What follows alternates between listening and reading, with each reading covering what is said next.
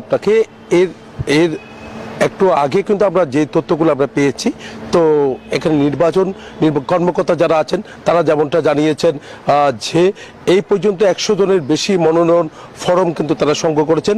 আইন শৃঙ্খলা বাহিনী দেখতে পাচ্ছেন খুব সতর্ক অবস্থান রয়েছে, নির্বাচন অফিস থেকে শুরু করে ডিসি অফিস পর্যন্ত যেখান থেকে ফরম সংগ্রহ করার সুযোগ রয়েছে। একদিকে এই যে আঞ্চলিক নির্বাচন অফিস আর অন্যদিকে ডিসি অফিস, সেখানে একটা বুথ করা হয়েছে, সেখান থেকেও কিন্তু রিটার্নিং কর্মকর্তার অফিস থেকে কিন্তু ফরম সংগ্রহ করার সুযোগ রয়েছে। তার কারণে বিএনপি, জামায়াত সহ অন্যান্য দলের প্রার্থীরা কিন্তু দেখা যাচ্ছে ফরম সংগ্রহ করেছেন, এবং কি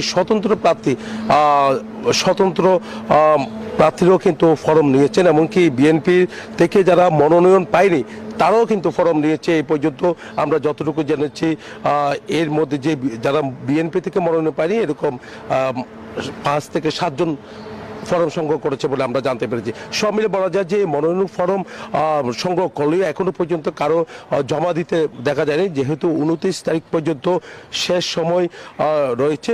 তবে 29 তারিখের মধ্যে ফরম জমা দেবে বলে আশা করা যাচ্ছে, এমনকি রিটার্নিং কর্মকর্তা যেমনটা জানিয়েছেন, এমনকি সহকারী রিটার্নিং কর্মকর্তা তারাও যেমনটা জানিয়েছেন এখন ফরম সংগ্রহ করছে।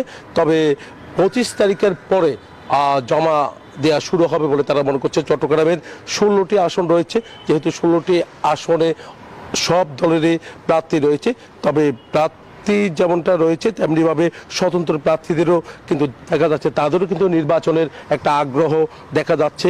তার কারণে একটা উৎসব চট্টগ্রামে দেখা যাচ্ছে, ফরম সংগ্রহ করতে যেমনটা উৎসব, নির্বাচনের যে একটা আমেজ, সেই আমেজটা কিন্তু ফিরে এসেছে। এই ছিল আমার এখানকার সর্বশেষ। ফিরে যাচ্ছে স্টুডিওতে মনিরার কাছে। ধন্যবাদ জয় আপনাকে।